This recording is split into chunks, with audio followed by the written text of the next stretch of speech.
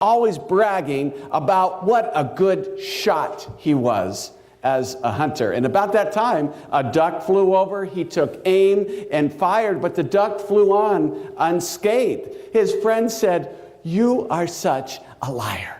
You're a terrible shot. You totally missed." But the braggadocious friend said, "No way. I got him. I can prove it. It's a miracle because we just saw a dead duck flying over our head." It's a miracle. Well, some things are hard to believe, but today we look at what some call the greatest miracle in all the Bible. And by the end, we'll see that it all leads to one of the greatest reasons we have for thanking and praising our Heavenly Father. You know, to set the stage, the Israelites were knocking on the door to the Promised Land, but were encountering some challenges along the way, including the Gibeonites. Remember them? Remember those guys? They deceived the Israelites into making peace with them by looking poor and emaciated, as if they lived a great distance away, when actually they were just a day's journey. And so we pick up the story right after that transpired. So chapter 10, verse 1, and I'm going to do some condensing and summarizing a bit. Now it came to pass when Adonizedek, king of Jerusalem, heard how Joshua had taken Ai and had utterly destroyed it, as he had done to Jericho and its king, and how the inhabitants of Gibeon had made peace with Israel and were now among them, they feared greatly, because Gibeon was a great city, like one of the royal cities, and because it was greater than Ai, and all its men were mighty. So, this is before the Israelites entered the Promised Land. So there was a different non-Israelite king of Jerusalem at that time. And he's saying, look, this is incredible. Gibeon is where all the champions are. It's a fortified city. And if they surrendered, well, what hope is there for us? So in verse 3, the king of Jerusalem thinks of a way to deal with that. So he invites 4 other kings to join up with him to attack the Gibeonites as revenge for aligning themselves with Israel, and to make sure that they don't align with Israel and attack them. Now, I'm going to cite a few interesting parallels. Doug Batchelor had some great thoughts, I thought, that we'll delineate as we go on. But first of all, a little language lesson. Where does the name Jesus come from? Jesus literally comes Jesus, right? It's Greek, then it's Latinized, it's transliterated. But originally, it's ultimately related to the Hebrew name Joshua, Yehoshua. So keep that in mind. Jesus is really ultimately related to the Old Testament name Joshua. And so here's a parallel that I thought was neat. The Old Testament Joshua leads the Israelites to deliverance from their enemies so they can what? They can enter the Promised Land, right?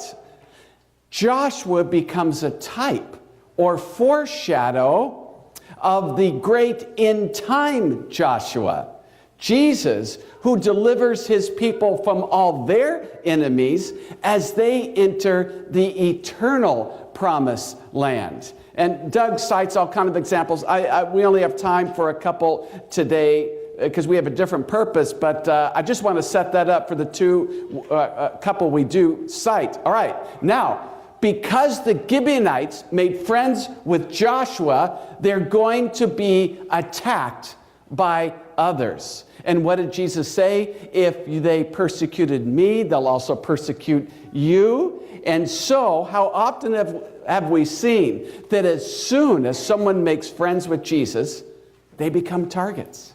It could be in the workplace, could be at school, it could even be in your own home. All right, so there are 5 nations or city-states in total going up against Gibeon because the Gibeonites were now, in essence, serving Joshua. Now let me ask you, why doesn't Satan directly attack Jesus?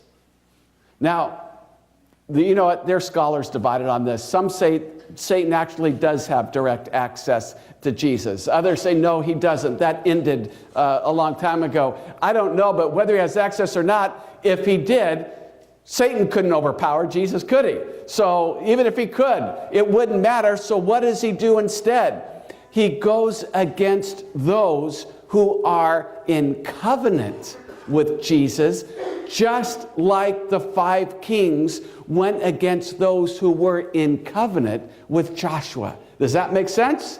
That's what the enemy does. He attacks those who are in covenant with the end time Joshua. All right. So they're in trouble. Joshua sees these 5 nations gathering against him. So verse 6 says, the men of Gibeon sent a message to Joshua. The Gibeonites saw them arraying against him. So they send to Joshua, do not forsake your servants. Come to us slowly. Oh, quickly. Save us. They were desperate, urgent. Save us, help us, for all the kings of the Amorites have gathered together against us. Now it's interesting. I thought, what Joshua could have said, you guys did trick us, so it serves you right. I'm not helping you. You guys aren't nice anyway. Does he say that?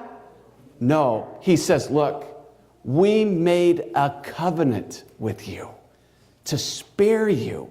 So we're going to fight for you on your behalf. That really spoke to my heart this week, preparing this message, because I thought, so often when we get in trouble, we say, there's just no way. I need so much help from God.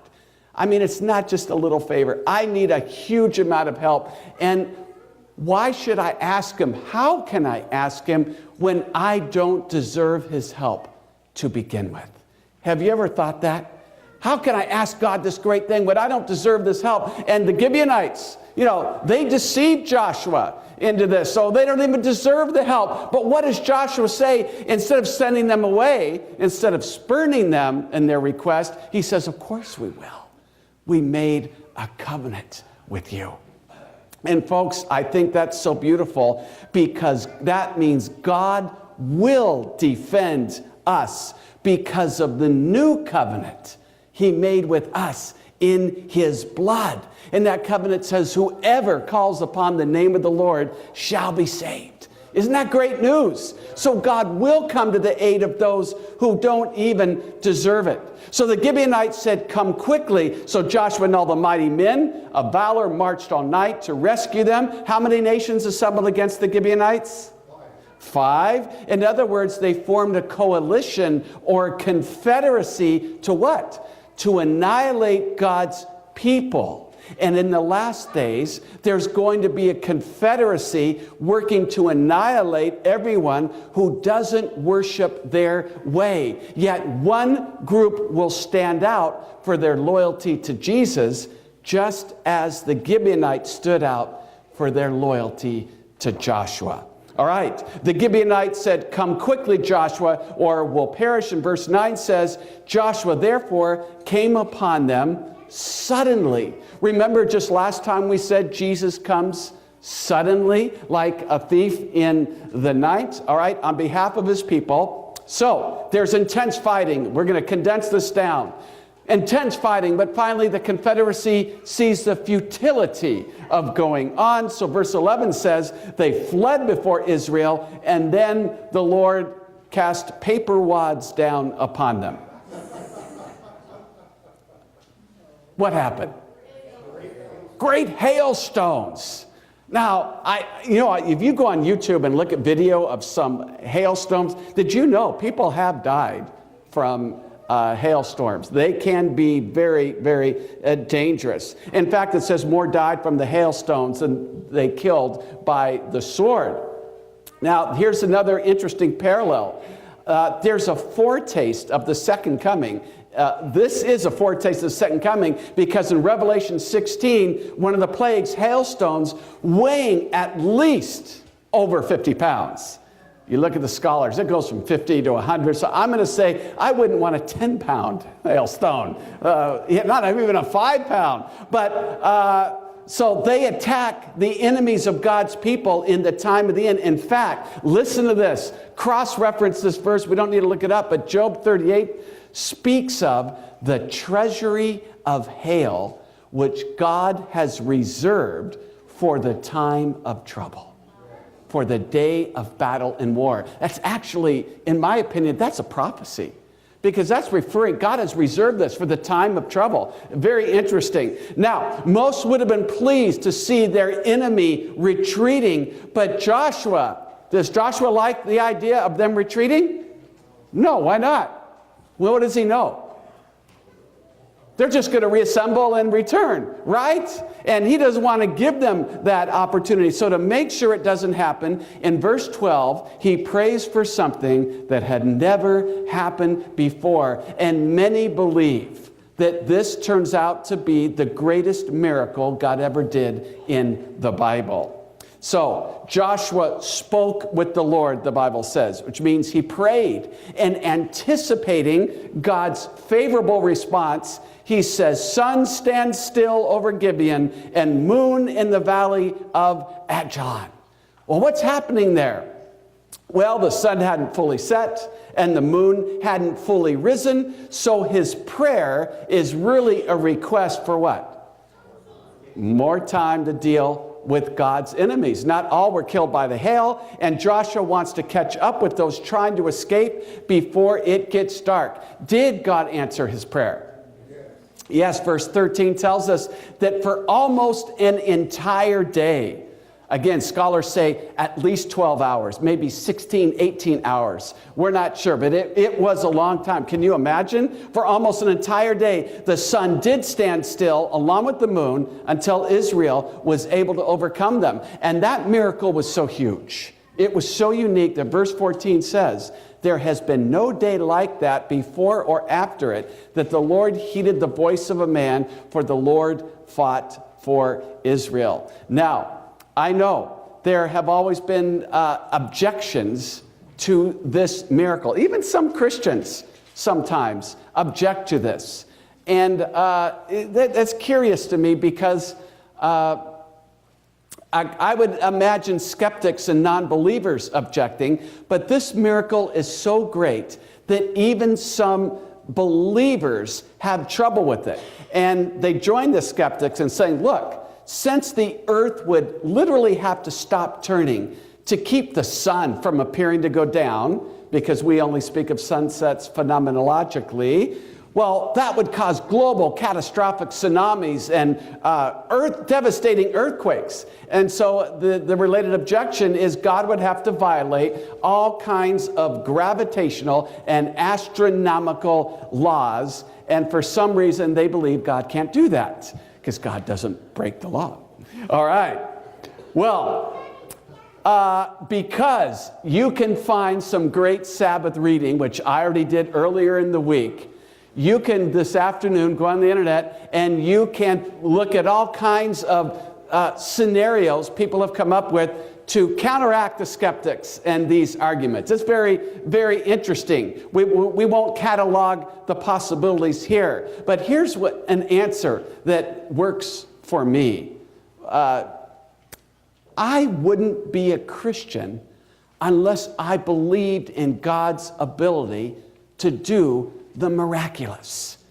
And since he's the infinite God, how can I put a limit on the miraculous? Well, the miraculous means this much, but not that much. How can I say that? Is God the miraculous God of this much, but not that much? How could we say that? That's a logical fallacy. And so God is the God of the miraculous. And so I would admit that, and by the way, by definition, God wouldn't be God unless he was greater than all the laws that he created to begin with, that he put in place to begin with. So I admit, I don't know how he did it, but by definition, a miracle is something we can't fully explain. And beside, I would say to my believing brother or sister, I'd say, well, wait a minute, don't get hung up on this. Why stop there? How do you walk on water? Doesn't that violate a law or two? Or how do you ascend in a fiery chariot up into heaven like Elijah did? How did just a few small loaves feed 5,000 or 10,000? Or how do the dead come back to life after several days in the grave? Doesn't that violate a law or two? So if you believe in all the other miracles, believe in this one, because by definition, we can't fully explain any of them. That's why God is the miracle working God. All right. So if God wanted to freeze the tides or hold back the tectonic plates, he could. He could slow the earth down. And here's the final thing I want to say about this. Even if God explained it all, even if he showed us the gears, the machinery behind it, you know what? It would still take God's amazing, infinite working power to have accomplished it and put it together. It still would have, even if explained it. All right, let's go on. I love Joshua's faith. I love that he doesn't make a big deal about it. Here, this is the greatest miracle that God has ever done, perhaps, and he doesn't make a big deal about it. He doesn't say, you know what? Wait a minute. This is such a huge deal. I think we need to gather a theological study committee together to debate the merits of whether or not it's appropriate to make such a huge request. Let's study this out for a few months. No. And he doesn't say, this is such a huge request, I better fast for a month, and I better go on some spiritual retreat to make myself worthy of this huge request. None of that. He doesn't make a big deal. He simply has a need. This confederacy is seeking to destroy God's people, and Joshua is seeking to save them. So why not ask God to do what he probably already wants to do anyway?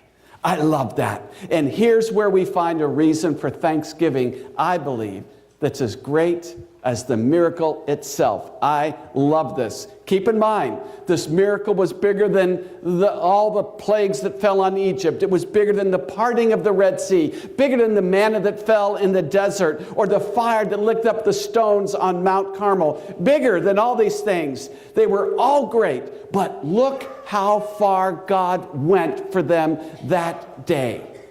The bigger question is, why? Why did God go that far? Farther than he ever had before. He did it so his people could get victory over the enemies that would try to stop them from entering the promised land. So what is the Thanksgiving implication for you and I today? Here it is. Look how far God will go to give you and I victory over the things trying to keep us out of that eternal promised land.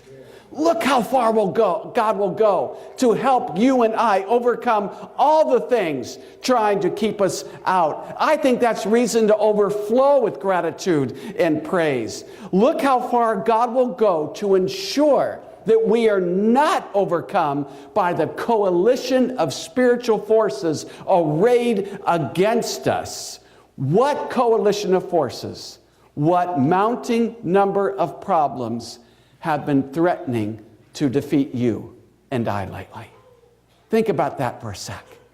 What things do you feel have been threatening to defeat your walk with God, to slowly erode your faith and your courage? What enemy of your soul has been threatening to keep you out of that eternal promised land? You know what I believe the great news of this miracle is? There's no prayer too big that God cannot answer to save a soul for his eternal kingdom. No prayer like that. There's no number of failures so large in our lives that God can't defeat them in order to get us back on track to the promised land. Oh, I love that. There's no number of failures so great that God can't, it's not like God says, you know what, if you had only failed 3 times, I could have helped you. But since you failed the 4th or the 5th time, that was just too much. No, There's no number of failures that God can't overcome to help us get back on track with him. So the real question becomes, how far do we want God to come into our lives to save us? How willing are we to cooperate with him when he seeks to lead us back to him? You know, God did the most miraculous part by holding off the sunset for 12, 16 hours, but the Israelites still had a part to play. In chapter 11, we find that the 5 kings went out, and what did they do? They what do you call that? Did multi-level marketing? They recruited a lot more. They recruited a total of 12 city-states to join the coalition. And they became such a large army together that verse 4 of chapter 11 says, they and all their armies went out with as many people as the sand on the seashore. That's hyperbole to mean it was an overwhelming force. Far, far greater, the point is, than Joshua's had in his army. Far greater. They were so outnumbered. Josephus, the historian, believes it was a number of 300,000. But that just points us even more to the reasons we have for praising God. Look at this. We are not automatically defeated just because of the sheer number of the problems in our lives. We're not defeated just because of the number of problems. And we're not defeated merely by the depth of our problems, how hard they are, how strong the enemy that's warring within our heart is. We're not defeated automatically because of that. We're not defeated because we meet new problems in our lives that we've never had before or that we've never seen before. And that's why in verse 6, God says to Joshua, do not be afraid. As a matter of fact, the book of Joshua opens up. The whole book of Joshua, we already said, is about conquering enemies so they can enter the promised land. And at the very beginning of the book, the beginning of Joshua's journey to overcome those enemies that would seek to hold them back, God says to Joshua, be thou very courageous. And that theme permeates all of the book of Joshua. Don't live in fear. Don't be defeated by what you see around you, and don't cave in to all the failure you see inside of you.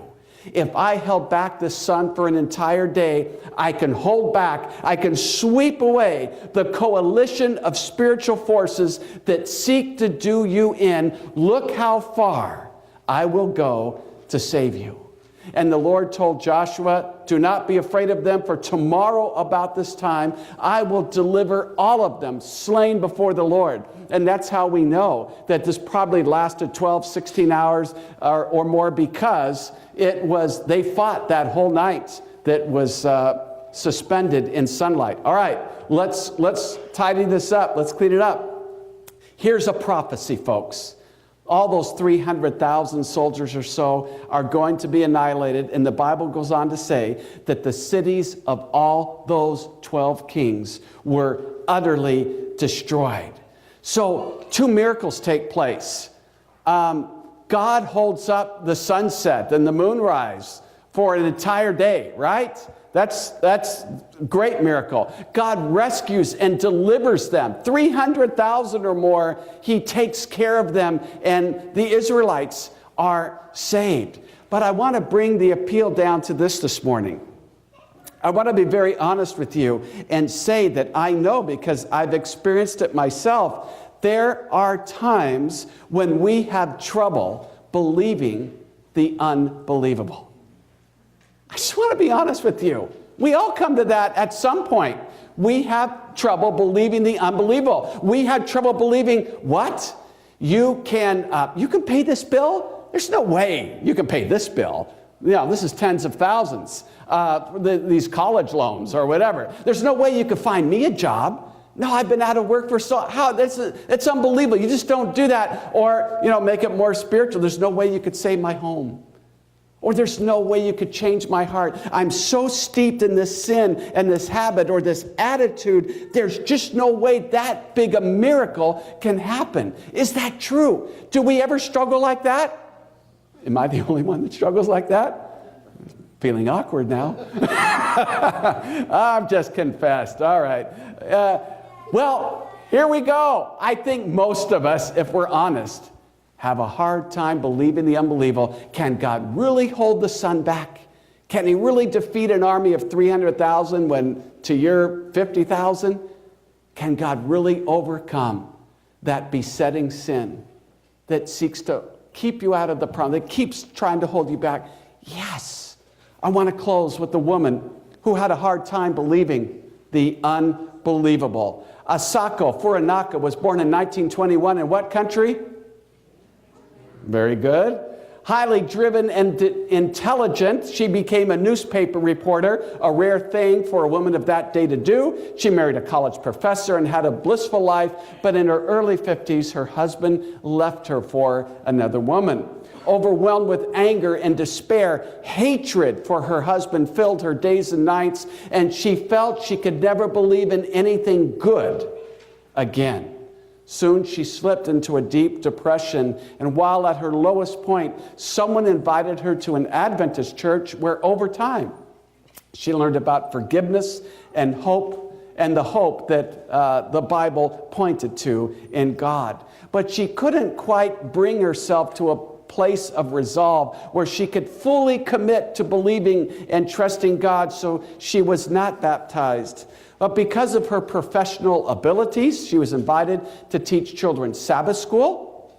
And one day she was teaching about the three Hebrew young men who were kept safe even though they were thrown into the fiery furnace in the book of Daniel. And when she finished, I love this kid's honesty. It's sad, but I love his honesty. One of the little boys said, "I can't believe that." Don't you like the honesty, though? He just blurts out, "I can't believe that. Impossible. I will not believe the unbelievable. You cannot be thrown into a fiery furnace and come out unscathed. I will not buy that." But one of the girls said, one of the little girls in the class said, "I can believe it." Well, I could just imagine a little kid thinking, on what basis? What gives you the right to say that? "I can believe it because my grandmother always tells me about how not one member of the Hiroshima Adventist Church was killed when the atomic bomb was dropped there. Not one." Well, when Asako heard this, she realized that even though she was teaching the lesson, she was the children's Sabbath school teacher, she didn't believe the unbelievable. She didn't really believe that God spared all the Adventist members. She thought, that's impossible. That doesn't sound right. So here's what she thought. I'm going to use my investigative background to find out how exaggerated the story has really become, or if it's true. But she had strong doubts, so she began her quest to visit every single member who had been in Hiroshima at the time of the bomb. Now, just in case you're tempted to rationalize that the bomb wasn't that big a deal, please understand that while there are bombs zillion times more powerful today, it destroyed everything within a 1.2-mile radius, and the temperature of the ground reached almost 11,000 degrees. I didn't look this up, but isn't the sun like 5,000 or 6,000 degrees or something? I don't know, but it was hot. 11,000. A huge wind was generated that caused even cement buildings to collapse and broken glass fly close to 10 miles away. And as you know, the radiation was, the flash of radiation was so intense that any living thing at the epicenter of that blast, it's difficult to describe or think about, but you can see video, not of what actually happening, but the aftermath, where carbon-based beings, living organic beings, were reduced to a carbon shadow because the flash was that powerful.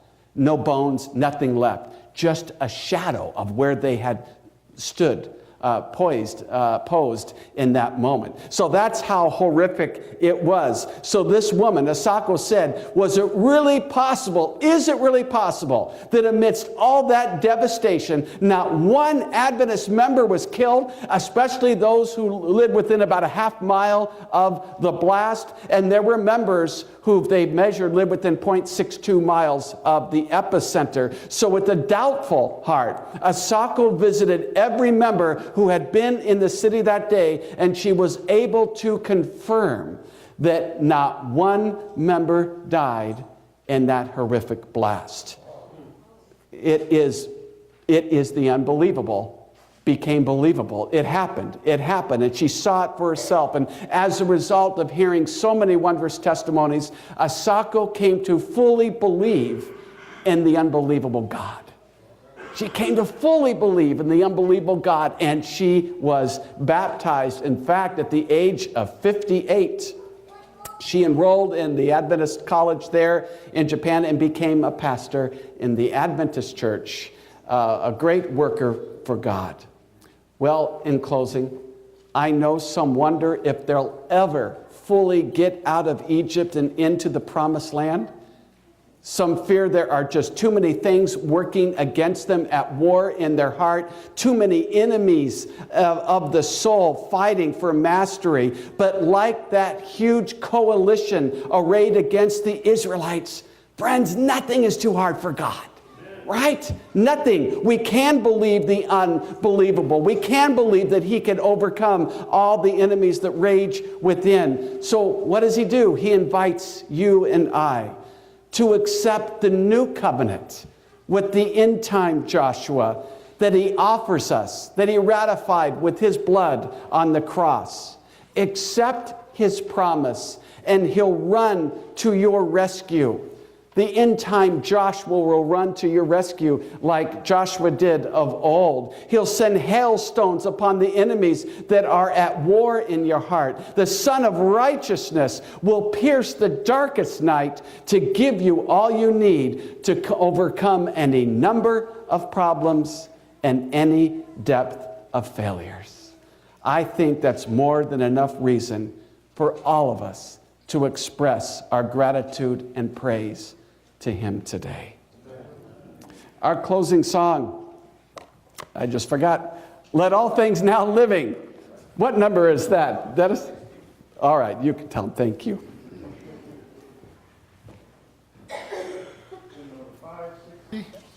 I invite you to stand as we sing this song.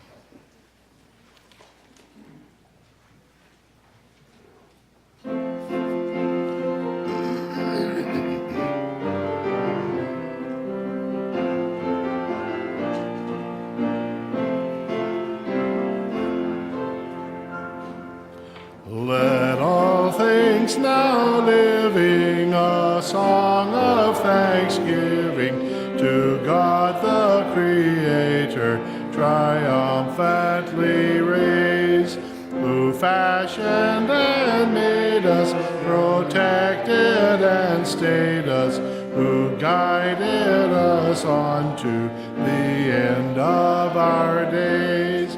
His banners are o'er us, His light goes before us, a pillar of fire shining forth in the night, till shadows have vanished and darkness is banished, as forward we travel from light into light.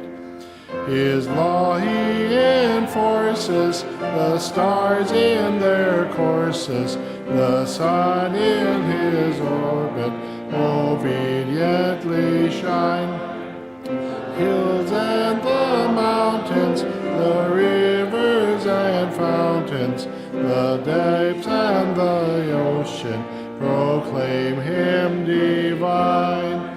We too should be voicing our love and rejoicing with glad adoration, a song let us raise, till all things now living unite in thanksgiving to God